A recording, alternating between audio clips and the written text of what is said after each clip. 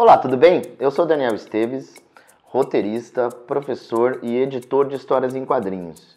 Eu faço histórias em quadrinhos há cerca de 20 anos e eu também sou formado em História, um curso que eu escolhi pensando em dar mais fundamento para a minha criação dos meus próprios roteiros. Nesse vídeo, eu estou aqui para falar um pouco sobre a criação de histórias em quadrinhos com temática histórica. O que a gente precisa conciliar entre pesquisa e criação para desenvolver esse tipo de história. Mas antes de falar sobre isso, vamos pensar um pouco quais tipos de histórias com temáticas históricas a gente pode ter.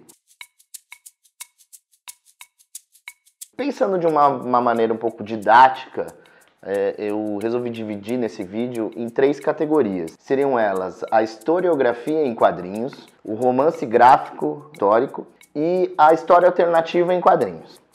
Pensando no primeiro, que é a historiografia em quadrinhos, é um tipo de história em quadrinhos que ele tem como principal objetivo o uso como material didático ou como divulgação científica. Então, ele é mais amparado no método histórico, tal qual qualquer outro texto historiográfico. Isso significa que cada pequeno trecho da história que você está contando, do quadrinho que você está montando, tem que estar amparado nas fontes, né, na sua pesquisa. Não tem tanto espaço para liberdades criativas. Um exemplo que eu acho muito interessante nessa abordagem é a história em quadrinho Alma, dos quadrinistas Custódio e Fernandes. São 2 autores brasileiros de quadrinhos, e eles trabalham aqui com a história do Parque Antártica, o estádio do Palmeiras, e é todo baseado em pesquisa para pegar esse recorte de mais ou menos 100 anos do futebol paulistano. Um outro exemplo que eu acho muito interessante também, já para um lado mais político, é essa HQ Notas de um Tempo Silenciado. É do Robson Vilauba, e ele fala sobre a ditadura cívico-militar brasileira, pegando pequenos personagens e acontecimentos e trabalhando isso no quadrinho. Então, por exemplo, ele trata da questão indígena durante a ditadura militar, trata sobre alguns guerrilheiros, sobre o movimento estudantil, uma série de coisas ali relatadas através da pesquisa em forma de quadrinhos. Pela natureza desse tipo de narrativa, a gente não tem tantos exemplos ainda em quadrinhos, é uma coisa um pouco mais recente. Mas eu acredito que, assim como o quadrinho jornalístico, que vem tomando cada vez mais espaço, esse tipo de historiografia em quadrinhos vai aparecer cada vez mais. Quanto às histórias em quadrinhos pertencentes à segunda categoria que a gente nomeou aqui no vídeo, que é do romance gráfico histórico, o rigor historiográfico já não é tão alto quanto o anterior, portanto tem mais espaço para o criador incluir personagens, imaginar cenas para conseguir contar aquela história, para além das fontes primárias ou secundárias. Só que, lógico, ele tem que fazer isso pensando sempre que isso precisa ser verossímil com o momento histórico relatado. Apesar dessa maior liberdade autoral, as obras dessa categoria ainda são ótimos recursos paradidáticos para serem utilizados por professores em sala de aula. Um dos exemplos, acho que mais conhecidos aí, e que é um quadrinho fantástico, é o quadrinho Maus, do Art Spiegelman, que ele trata sobre a história do pai dele, que é um sobrevivente dos campos de concentração nazistas da Segunda Guerra Mundial, e ele até faz de uma forma um pouco fabular ali, ele transforma os personagens todos em animais, os judeus são ratos, os nazistas são gatos, os americanos são cachorros, e ele consegue capturar e contar essa história tão tenebrosa ali através de quadrinhos. Pensando num quadrinho nacional dentro dessa categoria, eu acho que a obra do Marcelo Dessalete é muito bem-vinda como exemplo. Ele tem mais de um quadrinho com temática histórica e tal, e um deles que é esse grandão aqui, que é o Angola Janga, que trata sobre o Quilombo de Palmares, toda a resistência dos seus moradores ali, que se tornou um símbolo maior da luta contra a opressão e o racismo no Brasil, já foi lançado até fora do país e tudo mais. Por fim, a gente tem a categoria de menor rigor historiográfico, que é a história alternativa em quadrinhos, né? Nessa categoria vai ser comum a gente achar histórias pertencentes a outros gêneros, como ficção científica, fantasia, terror, policial e até mesmo o humor, né? Talvez o exemplo mais conhecido em quadrinhos para isso seria o Asterix, que é um quadrinho francês do René Goscinny e o Albert Uderzo, e a premissa ela parte de um dado histórico, né? De um momento histórico que é a invasão da Gália pelos romanos, por Júlio César, mas a partir dali ele brinca com toda essa história. Primeiro que a aldeia que está resistindo a essa invasão, que é do Asterix, eles conseguem resistir através de uma poção mágica que eles têm lá, E aí ele vai fazendo analogias com o tempo presente, vai apresentando diversos povos. Então tem os bretões, tem os próprios romanos, os gregos, os egípcios. Coisas como as Olimpíadas são tratadas dentro dos seus álbuns ali, sempre fazendo essa brincadeira entre o passado e o presente, trazendo umas analogias muito interessantes. Indo para um exemplo brasileiro, tem uma HQ que a gente até brinca, né? Fala que é tipo um Asterix no Brasil, que é essa daqui, que é Mineirão e Zé Bonfim, do Al Stefano. Ele também parte de um momento histórico específico, que é a Inconfidência Mineira, e ele trabalha com dois personagens que são mineradores, e eles estão ali vivendo esse momento, encontrando personagens históricos como Tiradentes, Aleijadinho, Chico Rei, e eles vão interferindo na história que está acontecendo ali como pano de fundo. O processo de criação de histórias em quadrinhos históricas não é tão diferente de outros tipos de HQs.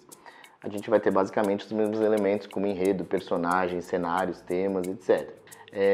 Mas enquanto o romance gráfico histórico e a história alternativa em quadrinhos tem uma narrativa que se assemelha mais às narrativas tradicionais, com protagonista, antagonista, conflitos e obstáculos a serem resolvidos, a historiografia em quadrinhos costuma se assemelhar mais a um documentário, por exemplo, de audiovisual, para transmitir maior objetividade. Vale ressaltar também que a gente tem que ter em mente se a gente está produzindo uma HQ sobre algum fato, personalidade ou época histórica, ou se é uma história original e apenas está ambientada dentro de um período histórico, mesmo que contenha fatos, personagens reais, porém eles são apenas cenário ou pano de fundo da história. No primeiro caso, a gente pesquisa não só para saber contextos e criar um universo da história, mas também para ter o conteúdo da nossa narrativa. E no segundo caso, a pesquisa faz mais parte do universo do que da própria narrativa, da própria história, da própria trama que a gente tem para contar. Daí, a gente tem que aprender um pouco sobre as fontes históricas, como a gente pesquisar. A gente tem dois tipos básicos de fontes, as fontes primárias e as fontes secundárias. As fontes primárias são aquelas produzidas pelos agentes históricos do período, o qual a gente está abordando, como, por exemplo, documentos originais, registros governamentais, cartas pessoais, ou artefatos, como utensílios domésticos, vestimentas, estruturas arquitetônicas. Já as fontes secundárias são fontes que envolvem uma análise sobre as fontes primárias, como, por exemplo, material jornalístico ou mesmo outras obras historiográficas. Ainda também um outro tipo de evidência histórica que são as tradições orais. Muitos povos não têm necessariamente registros escritos, documentados, e a gente depende um pouco mais da tradição oral, do que é passado de geração para geração para ter acesso à história desse povo. Quanto à parte da pesquisa dessas fontes para a sua HQ, hoje em dia, a internet tem facilitado muito isso, porque vários museus, institutos culturais, universidades disponibilizam acervos de documentos na internet. Então, antes era muito difícil você ter tempo, dinheiro para ir até os lugares pesquisar a respeito. Por exemplo, o quadrinho que eu vou mostrar aqui mais à frente para vocês, uma parte considerável dos documentos eu encontrei exatamente no acervo de um instituto cultural na internet. E lógico, como as histórias em quadrinhos são meio narrativo visual, a gente deve ter cuidado com a pesquisa de indumentária, utensílios, construções arquitetônicas, entre outros elementos visuais que representam o período histórico que a gente está abordando na nossa história. E também a gente precisa tomar cuidado com o tipo de fonte que a gente está acessando, a origem dela. É bom você se certificar de que essas fontes estão vindo de instituições e historiadores sérios e reconhecidos pela área. Uma boa forma de saber, de conseguir acessar isso, consultar a bibliografia de vários cursos de história de universidades renomadas. Por fim, também, a gente precisa lembrar que as próprias histórias em quadrinhos podem ser utilizadas como fontes, então, de um determinado período histórico. Por exemplo, se você estiver escrevendo um quadrinho sobre a Segunda Guerra Mundial, as histórias em quadrinhos que foram produzidas nessa época são também um registro da época, de como os autores ali que viviam naquele momento viam essa questão. Entrando agora, então, nas histórias em quadrinhos que eu produzi, vou usar aqui de exemplo, com temática histórica, eu vou destacar 3 livros aqui, para comentar um pouco. São eles A Luta contra Canudos, Herança Africana no Brasil e Por Mais um Dia com Zapata. Esses 3 assumem características do segundo tipo que eu apresentei, que é o romance gráfico histórico, tentando sempre que possível guardar a fidelidade histórica, mas lançando mão da criação do roteiro para preencher várias lacunas e conseguir contar aquela narrativa com a criação de personagens fictícios, cenas, entre outros elementos. Vale ressaltar que Herança Africana no Brasil e A Luta contra Canudos foram encomendas que uma editora tinha como foco que servisse também de material paradidático, quem sabe participando de vendas governamentais ou coisas do tipo. Aliás, A Luta contra Canudos chegou a participar de vendas desse tipo, então talvez você que está vendo esse vídeo tenha achado na biblioteca da sua escola aí esse livro que fui eu que escrevi e está aí disponibilizado em bibliotecas do Brasil todo. Em A Luta contra Canudos eu tinha como missão transformar num quadrinho aqui de 62 páginas um recorte histórico que envolvia parte do sertão da Bahia em cerca de pouco menos de 10 anos de tempo. Cabe frisar que esse quadrinho não é uma adaptação de Os Sertões do Euclides da Cunha. Os Sertões foi encarado só como mais um documento entre tantos outros que eu pesquisei para produzir o livro. Então eu fui pesquisar na historiografia sobre o tema, em alguns documentos que eu consegui acessar, por exemplo, um livro que são relatos de um ex-soldado que participou de 2 das expedições do Exército Brasileiro contra Canudos, e ele relatou isso em livro. As próprias pregações do conselheiro que ficaram registradas, acessei para me utilizar também na produção do livro, matérias de jornal de época e até relatos orais de parentes de sobreviventes também foram ali acessados para a produção do quadrinho. Para contar isso, eu separei então 5 personagens e foquei a história através deles. O primeiro deles, o mais óbvio, que é o próprio Antônio Conselheiro, que era o líder do Arraial de Canudos, o Pajeú, que é um dos mais bravos defensores do Arraial durante as lutas contra o Exército Brasileiro. Timóteo, que foi um sineiro da igreja de Canudos, que, segundo relatos, tocava o sino mesmo durante a guerra, mesmo durante os bombardeios do Exército Brasileiro. Luiz Machado, que é um soldado da República, onde eu coloquei exatamente esses relatos que eu coletei do livro escrito por um soldado sobrevivente do conflito. E o Raimondinho, que é uma criança que já nasce durante ali praticamente esses conflitos e é um dos últimos sobreviventes dentro do conflito. Vemos assim então a história desde a formação do povoado de Canudos até o massacre promovido pelo Exército Brasileiro, sempre me amparando na bibliografia e em documentos. Por exemplo, os vários trechos de fala do Antônio Conselheiro durante a história são extraídos dos registros que ele deixou nas pregações dele. Já no Herança Africana do Brasil, o tipo de pesquisa que eu fiz foi menos específica. Por quê? Se trata de uma HQ também de 62 páginas, que fala praticamente sobre a história de 500 anos do Brasil. Eu tinha noção que eu não poderia me aprofundar em cada assunto que eu estava tratando aqui. Apenas tentar contar a participação dos africanos, trazidos à força do seu continente, escravizados aqui, e de seus descendentes na construção do Brasil. A premissa do livro é bem simples. Uma senhora contando histórias para sua neta. A partir disso, então, eu criei personagens e capítulos que contam épocas diferentes da história do Brasil e seus ciclos econômicos, desde a época colonial até o Brasil Imperial e depois o começo da República. E em cima disso eu tentei discutir questões importantíssimas para a formação do nosso país tão desigual e racista. Não fazia tanto sentido ir às fontes primárias nesse caso, até porque os prazos nem me deixariam fazer uma pesquisa tão extensa. Então eu consultei apenas livros da historiografia sobre o tema, sobretudo livros mais recentes e atualizados nessas questões. Já no quadrinho Por Mais Um Dia com Zapata, essa HQ não foi exatamente uma encomenda de uma editora nem nada do tipo. Eu produzi pela minha própria editora, Zapata Edições, e já era um tema que eu queria tratar desde a época que eu fiz faculdade. A Revolução Mexicana foi uma das primeiras revoluções sociais do século XX, começando antes mesmo da Revolução Russa. Começa em 1910, dura até aproximadamente 1919, o ano da morte do Emiliano Zapata. Já o Zapata, ele era um camponês ali do sul do México, foi um dos principais líderes populares da Revolução, orientando a sua luta em torno da reforma agrária, pela devolução das terras aos índios e pequenos camponeses, expropriados por anos e anos, primeiro pelos espanhóis, depois pelo próprio Estado e grandes proprietários de terra mexicanos. Para recontar essa história através dos quadrinhos, eu criei um personagem fictício. Já que eu estava falando de outro país, uma cultura muito distante da minha, eu inseri então um índio brasileiro, sobrevivente de Canudos, que está lá no México, vivendo a Revolução Mexicana, e ele é testemunha e o protagonista de toda a história. Ele é chamado de brasileiro na história e ele não importa muito como ele chegou no México, só que ele está lá exatamente vivendo tudo isso. Assim eu liguei o Brasil e o México na história em torno de dois conflitos pela terra, a Revolução Mexicana e Canudos. Mesmo com esse elemento fictício, além de alguns toques de realismo mágico, a história segue todo um rigor de pesquisa em suas informações a respeito da parte histórica da Revolução, bem como sobre as temáticas sobre aquela luta. A história é contada em duas linhas temporais, o presente, que é 1919 e 1920, com o protagonista fugindo da cadeia e indo atrás do Zapata, que já morreu, mas o protagonista não sabe ainda. E na outra linha temporal a gente tem toda a história da Revolução Mexicana, de 1910 a 1919, incluindo flashbacks da infância do Zapata e também do protagonista em Canudos. Cada uma dessas linhas temporais é desenhada por um artista, o Alex Rodrigues e o Al Stefano.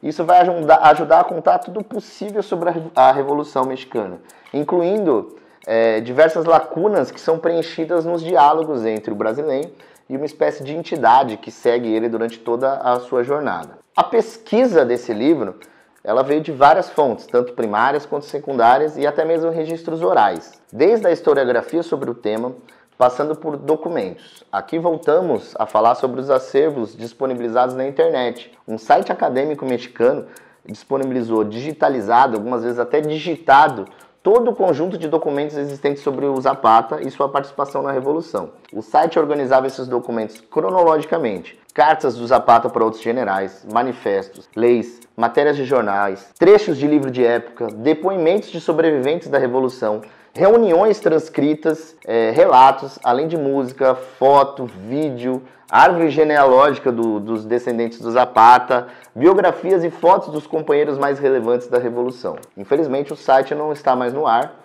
mas pode confiar em mim, a página parecia não ter fim, era conteúdo demais, né? Tudo possível sobre o Zapata estava nesse site. Além disso, lógico, eu consultei a bibliografia existente sobre o tema, incluindo também livros com relatos de contemporâneos do Zapata que sobreviveram e depois escreveram livros a respeito dele, filmes ficcionais, documentários, um desses documentários inclusive muito interessante, com entrevistas com sobreviventes zapatistas, já muitos anos depois, até mesmo uma novela de TV mexicana sobre o tema que eu consegui encontrar na internet, além de fotos, até um quadrinho dos anos 50, então assim, muito material que eu reuni para poder pensar e contar essa história. Vamos agora então acompanhar alguns trechos do livro Por Mais um Dia com Zapata e mostrar como que isso foi feito em cima da documentação. Primeiro, a relação do Zapata com Madero. A gente tem uma sequência do encontro de Zapata com alguns políticos, incluindo Francisco Madero, o primeiro líder da Revolução Mexicana.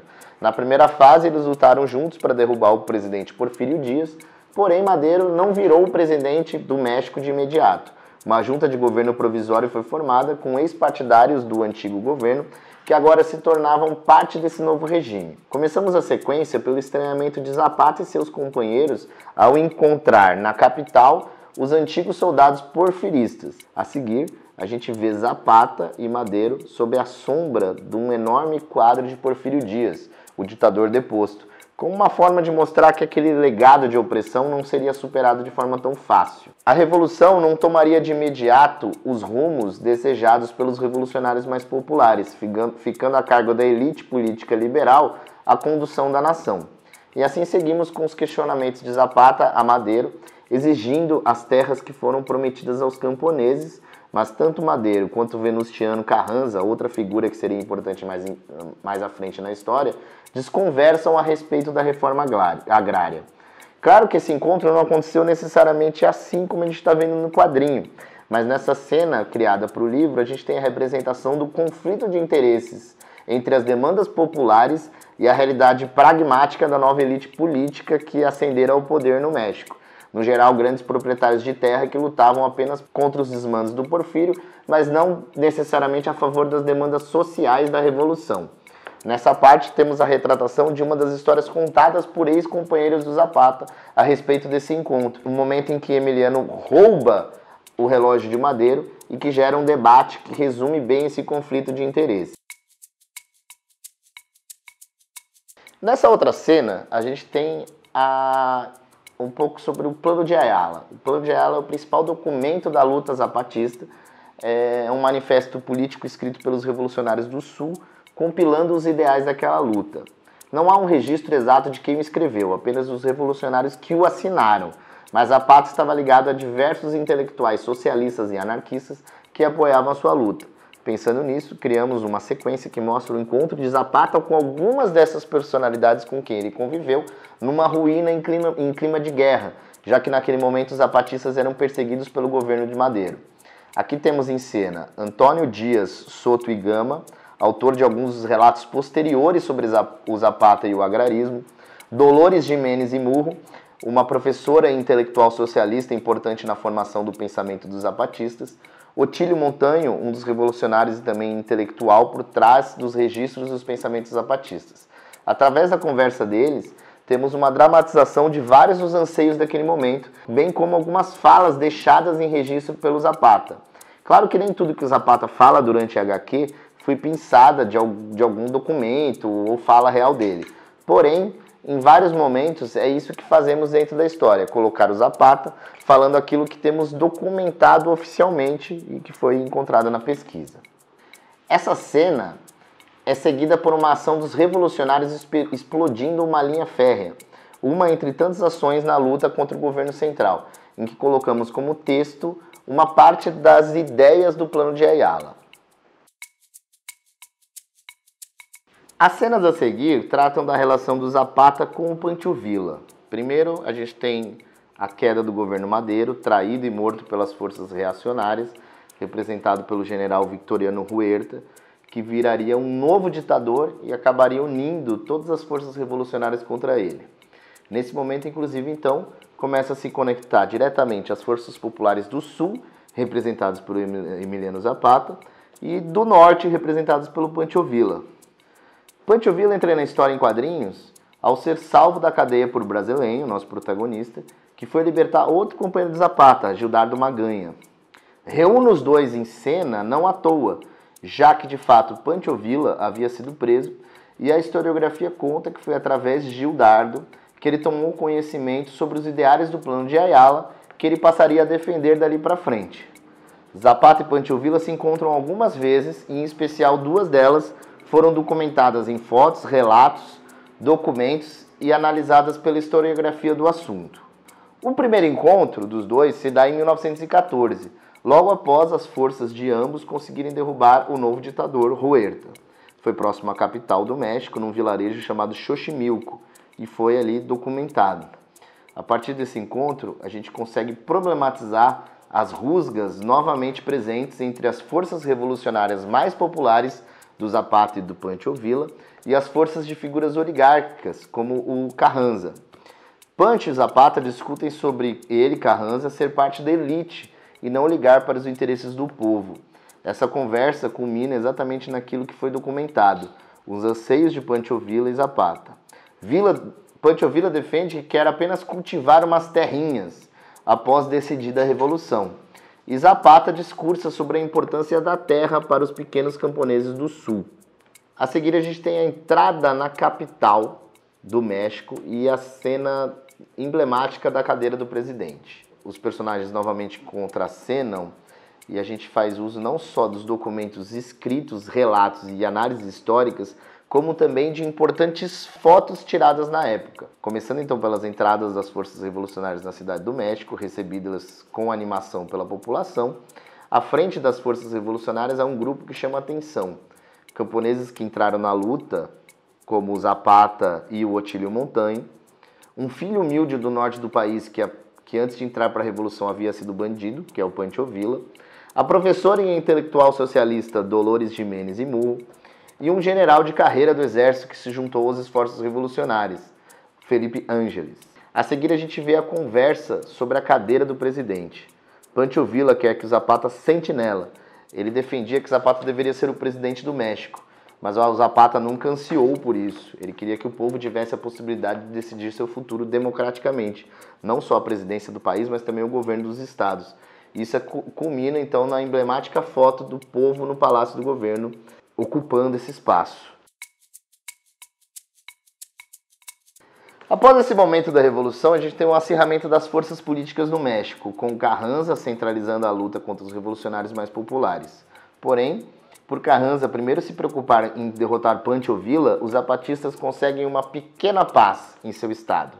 Nesse momento, temos uma série de políticas e leis muito avançadas sendo promulgadas naquela região.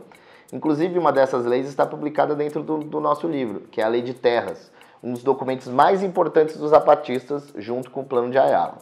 Tentamos condensar documentos, relatos e análises historiográficas em uma sequência que os revolucionários discutem sobre os rumos da política na região. Num trecho, mostramos alguns populares reclamando sobre os engenheiros que vieram da capital para ajudar na reforma agrária. Eles reclamam sobre como os engenheirinhos querem fazer cortes retos nos terrenos, ao que o Zapata defende os populares, pedindo que eles escutem os anciãos e estudem os antigos mapas para que façam as curvas necessárias.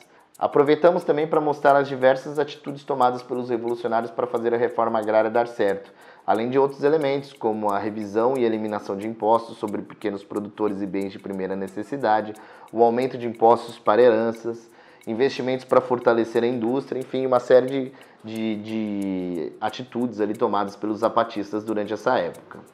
O livro também trata do papel das mulheres na Revolução. A gente tem isso levado para a história através de personagens que existem e também de personagens fictícias.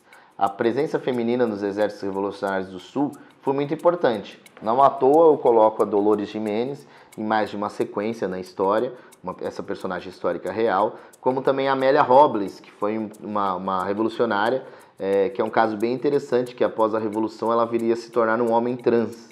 Porém, o principal elemento para tratar desse assunto é com uma personagem fictícia que criei apenas para representar esse tema.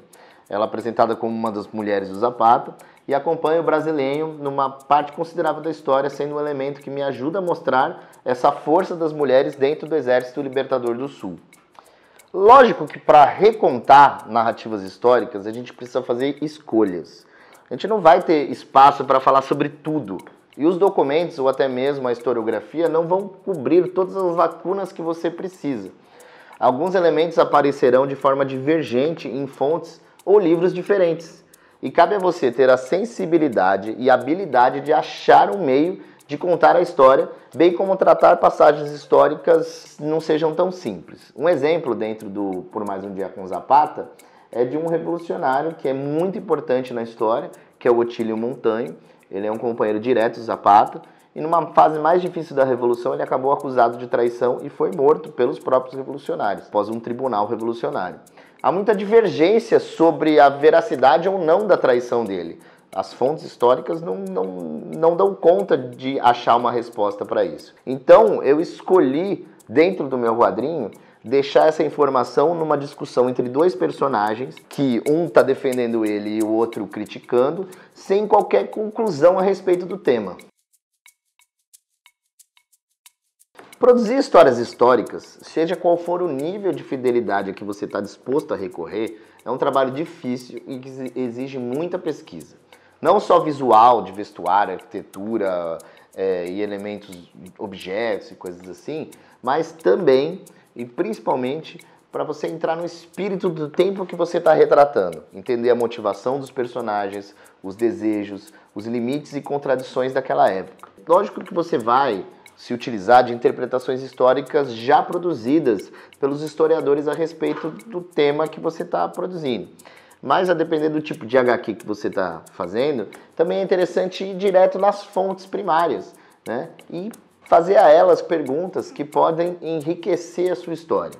Queria agradecer você ter passado esse tempo comigo e, lógico, indicar que se você quer produzir esse tipo de quadrinhos, que você estude mais, seja quadrinhos ou livros de história. Espero que você tenha gostado, esse vídeo tenha ajudado um pouco você a produzir as suas próprias histórias. Segue a gente lá no Instagram e nas nossas redes sociais. Valeu!